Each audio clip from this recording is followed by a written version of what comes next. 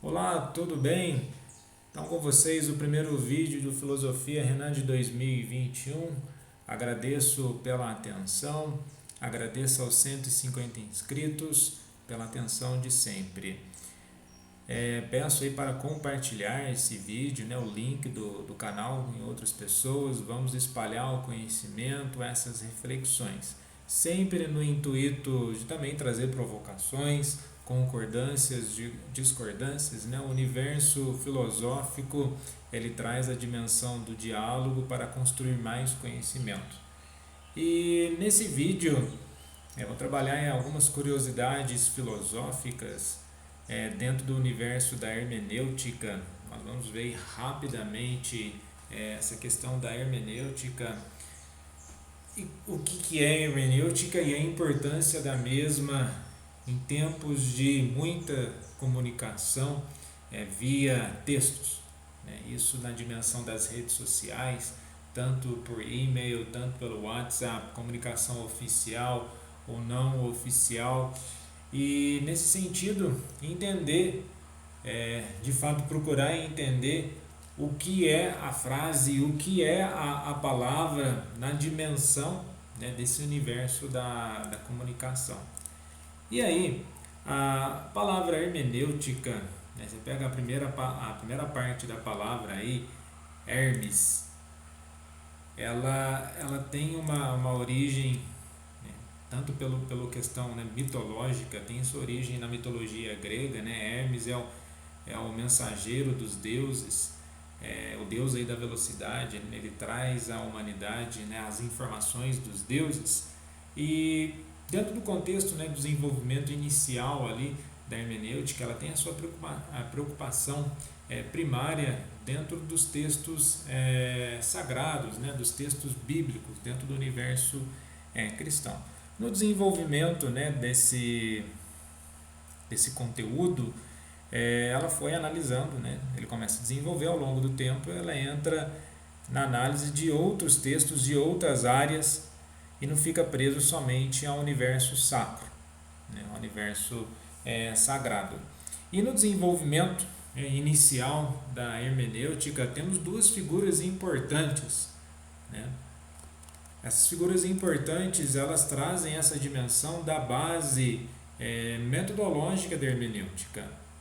O Schellenheimer, né, o linguista, aí podemos chamar linguista alemão, e o Dahmer, que também é um analista da linguagem, né, alemão. Então, o que é de fato a hermenêutica? Ela tem uma preocupação da análise e interpretação dos textos, ou seja, analisando o texto na sua realidade pré-textual, né, na construção do texto, textual o texto em si, o contexto, né, toda a amarração do que o texto ele faz, como ele dialoga com a realidade e a dimensão da realidade em si, né, da repercussão do texto, né, uma análise também de interlocutor com aquele que lê. E novamente, no universo de muitas mensagens, o que ocorre nas mensagens? As pessoas muitas vezes elas querem dar a devida interpretação, a sua devida interpretação a certas mensagens. Né? Quer coisa mais chata ou desafiadora, você encaminha uma mensagem para alguém pelo WhatsApp, a pontuação está ok, está tudo certinho, e aí a pessoa vai querer decifrar o que você quis escrever e vice-versa. Quantas vezes também nós olhamos uma mensagem e queremos dar uma devida proporção e essa proporção não está contida no texto e sendo assim fica indevida a interpretação e análise daquele mesmo texto. Tudo isso num contexto para analisarmos, aí entramos aqui nas curiosidades filosóficas, frases que foram atribuídas a dois grandes pensadores da filosofia, né, tanto Maquiavel assim como o Rousseau. Essas frases foram atribuídas a eles não chegaram a escrever essas frases, tampouco acredito que não proferiram tais palavras. Eu não estava lá, né, para escutar, para ouvir se eles proferiram tais palavras ou não. O que nós podemos analisar é o texto e afirmar né, tranquilamente que eles jamais escreveram tais frases. E elas ficaram famosas. Vocês falam, mas qual que é o sentido de analisar as frases? O que isso tem de relevância e de importância? Volta naquilo que eu já mencionei sobre os textos das redes sociais, né? A internet, querer dar a devida proporção àquilo que não se tem. E quando nós damos uma devida proporção, isso é um aspecto influenciador do comportamento humano. O Charles Hammond, o que ele vai dizer? Que a linguagem é o modo do pensamento se tornar efetivo, ou seja, de trazer a linguagem, ela traz a dimensão de que aquilo que começa a ser pensado, aquilo que começa a ser acreditado enquanto verdade, isso pode ter uma repercussão no pensamento e no comportamento humano. Nesse sentido, e da mesma forma, o Dharma, ele vai analisar na hermenêutica filosófica e também, na verdade, método, né, que vão impactar no comportamento do ser humano, porque algumas pessoas vão pegar essas frases como máximas de sabedoria ou guia de comportamento e vão tentar justificar ou pautar o seu comportamento em cima dessas frases, mal interpretadas ou criadas de uma forma, vamos colocar assim, de uma má intenção. Então vamos lá fazer uma viagem histórica. Nós vamos fazer uma viagem. A história tem muita importância no mundo, né, no universo hermenêutico, nessa análise do contexto dos quais as obras e os textos são escritos. Então vamos fazer uma viagem para o ano de 1513, né, quando o Maquiavel ele escreve a sua obra máxima aí, O Príncipe. Claro que depois essa obra ela só é publicada em 1532, né? Maquiavel ele morre em 1527, é publicado depois da sua morte. Vamos analisar nesse contexto, né? Você pega do contexto do qual Maquiavel ele nasce ali em 1469, todo esse universo desse período já é um período de transição cultural, política, em todas as manifestações ali na Europa já é um período de transição no desenvolvimento do Renascimento, e o Renascimento ele resgata ideais greco-romanos. Então a escrita, né, maquiavélica ela tem uma influência desse mundo greco-romano, e sendo assim, né, a frase os fins justificam os meios, ela jamais foi escrita por Maquiavel, né? Mas quais são ou qual é a origem dessa frase? Vamos ali, já que nós estamos na viagem histórica, vamos ali ao universo romano, né? Já que a Renascença ela resgata, né, esses ideais greco-romanos, vamos voltar um pouquinho ali na questão romana do poeta romano Ovídio, no qual ele escreve Heroídes, né? Esse poema, ele também é colocado como poeta do amor, mas ele tem alguns escritos acerca da política. É uma das características dos poetas romanos. Eles migravam, né? Eles estavam ali em vários mundos, universos, eles migravam em vários universos de tópicos, né? De reflexões no desenvolvimento das suas obras, né? Falando do amor, falando de política, falando de questões sociais e por aí vai. Então nesse texto nós temos aí uma origem de uma frase de que ela pode ter impactado aí no entendimento de Maquiavel sobre as questões da finalidade das ações e o meio das ações.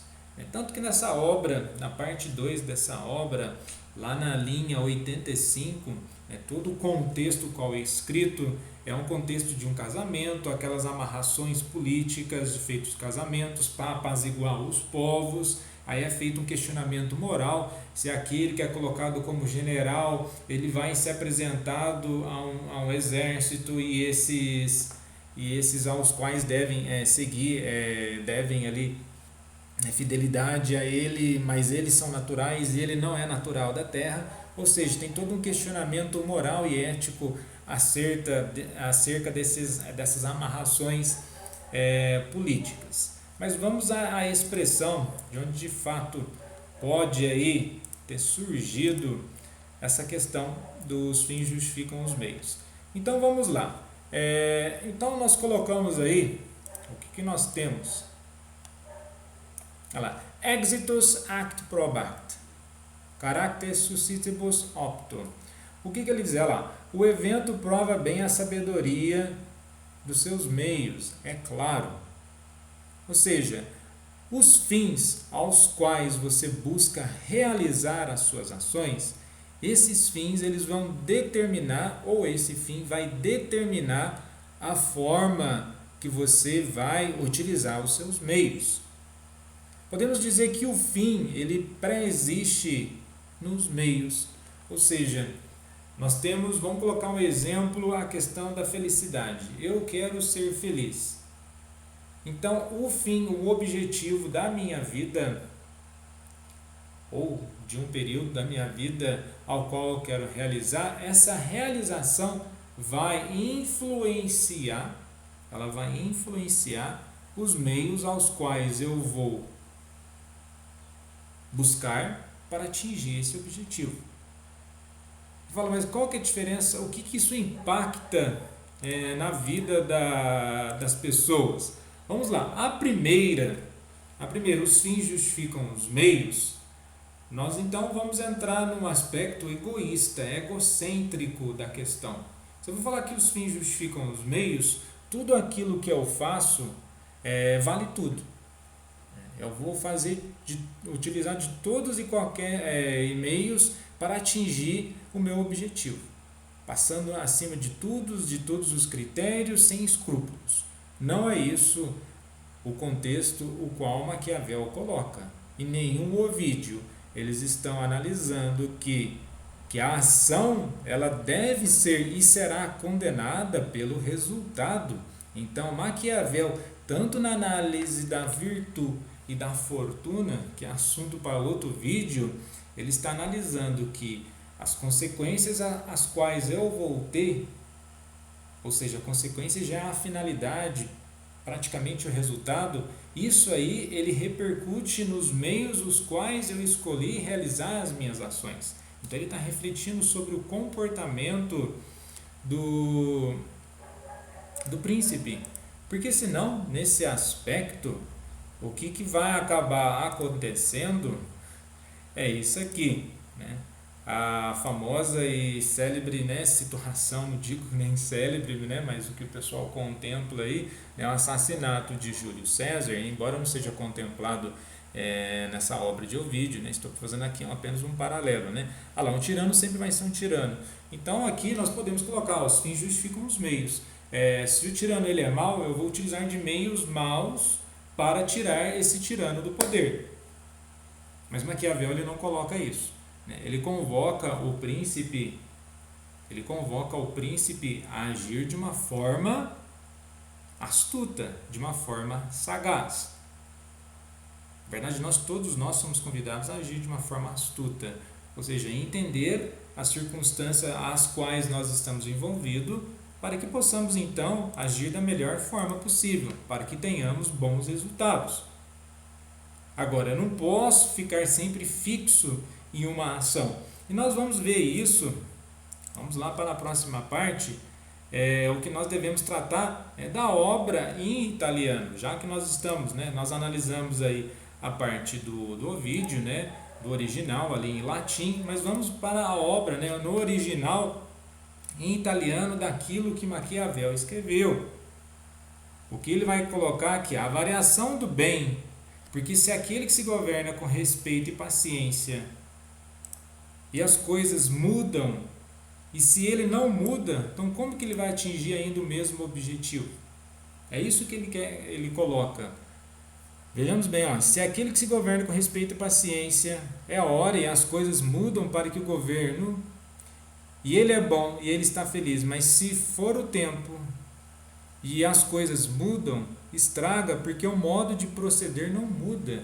Ou seja, ele tem um determinado objetivo, mas se ao longo desse caminho as circunstâncias elas se mostram adversas ao objetivo, à finalidade na qual ele se propôs, então ele não vai conseguir atingir mais a finalidade. E os meios eles vão corrompendo em si a busca por aquele fim. Então, novamente, o fim determina os meios aos quais se buscam as coisas.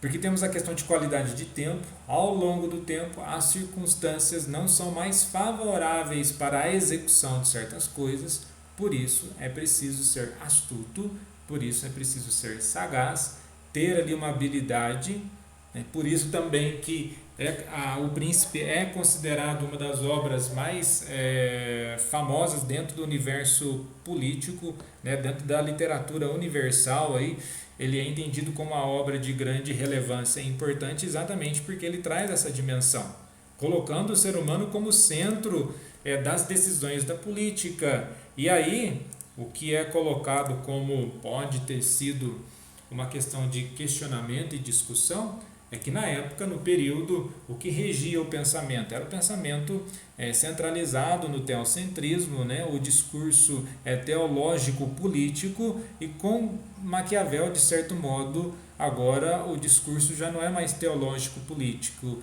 é antropocêntrico político. Ele coloca o ser humano na centralidade das reflexões das ações humanas. Então não tem nada a ver com essas questões, né? Ou a questão dos fins justificam os meios, certo? E aí tem uma questão, vejam bem, se ele continua operando igualmente e os tempos são diferentes, então como que ele vai atingir o mesmo fim? Porque há uma variação daquilo que é concebido como bem, há uma variação de entendimento daquilo que é concebido enquanto finalidade. Então ele precisa estar se adequando às circunstâncias, não é que ele vai estar mudando, não é que ele vai estar entregando os pontos, ele vai se adequando às situações para que então possa ter, vamos colocar a palavra reforma, para que então possa fazer uma reforma das suas ações para que ele atinja uma finalidade, porque senão ele não vai atingir aquele objetivo. E depois, como eu já tinha mencionado, a questão do Rousseau, né? A frase famosa aí que vocês já devem conhecer, né? O homem nasce bom e a sociedade o corrompe. O Rousseau ele não usa essas palavras. O que ele coloca no capítulo 3, né, do contrato social, e aí eu coloco para vocês aí, né, o texto original. Por isso que é interessante, né, graças à internet nós conseguimos aí, né, eu consegui ter acesso, né, de dicionário, né, de latim, dicionário de italiano para analisar Maquiavel, o dicionário em francês para analisar o Rousseau. Então o que ele vai analisar? A vontade geral pode errar. Do exposto que a vontade geral é sempre justa e sempre tende para a utilidade pública, mas não se segue as deliberações do povo, tenham sempre a mesma retidão. Queremos sempre o que é bom, mas nem sempre o vemos. Nunca corrompemos o povo, mas muitas vezes os enganamos, e só então parecem querer o que é mal. Então vamos lá, o que ele está colocando aqui sobre a vontade geral, nós teríamos que analisar a vontade geral e a vontade particular em Rousseau. O que ele quer dizer? Que a vontade geral ela influencia a vontade das outras pessoas, mas nem sempre as deliberações, ou seja, as reflexões, a lógica do povo tem a mesma retidão, ou seja, tem o mesmo pensamento, tem a mesma lógica. Ela vai variando. Tem a ver ali com um pouco do pensamento de Maquiavel. Um outro detalhe, tendo em vista que o Rousseau ele é iluminista, ele é ali do período da Revolução Francesa, né, do pensamento mais libertário, por assim dizer, essa frase não faz sentido com o pensamento dele, né? O homem nasce bom e a sociedade o corrompe, porque é uma frase um tanto pouco determinista, né? E ele não é determinista, ele vai contra esses princípios deterministas, né? Nós temos que refletir sobre a questão do bom selvagem em Rousseau, primeiramente, antes do processo de civilização. O que ele vai dizer que o processo de civilização, nessa sucessão de criação de leis, nessa criação de um aparato moral e ético, o ser humano ele vai perdendo o caminho, porque ele não sabe qual caminho ele vai atingir, e aí nessa complexidade de situações perde-se o verdadeiro ideal daquele homem primeiro, né? E aí vem o questionamento: se a sociedade, se o homem é bom e a sociedade corrompe, quem corrompeu a sociedade? Tendo em vista que a sociedade ela é uma criação do processo, uma consequência do processo civilizatório. A sociedade é um processo civilizador, os quais nos enquadram dentro de situações. Então, nós podemos dizer que a sociedade é produto do ser humano? A sociedade é produto do ser humano, mas o ser humano também é produtor. Então, a sociedade, quem corrompeu a sociedade foi o próprio homem, que se corrompe mediante esse processo de civilização, e ele se corrompendo, ele torna a sociedade corrupta, que sucessivamente corrompe outras pessoas. Então, no início das questões é a corrupção do indivíduo dentro da sociedade. E aí, o que o Rousseau ele traz mais próximo dessa frase que ele nunca disse é essa frase que ele coloca no contrato social: o homem nasceu livre e por toda parte vive acorrentado. Diferente. Um determinado indivíduo acredita-se senhor dos outros e não deixa de ser mais escravos do que eles. Mas vamos pela primeira parte da frase: o homem nasceu livre e por toda parte vive acorrentado. Ou seja, nós temos as dimensões sociais, a minha liberdade, a liberdade do outro, nós temos as questões éticas, nós temos as questões morais, as questões políticas, as questões jurídicas. Então nós estamos acorrentados por todo lado. E ao mesmo tempo que nós estamos acorrentados por todos os lados, nós somos influenciados por muitas coisas. Então não é a sociedade que corrompe, e sim o processo de civilização que vai influenciando as pessoas.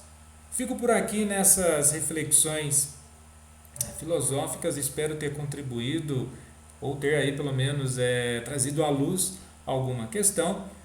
Fiquem à vontade para discordâncias, podem estar enviando aí perguntas e questionamentos sobre o vídeo. Muito obrigado e até o próximo vídeo.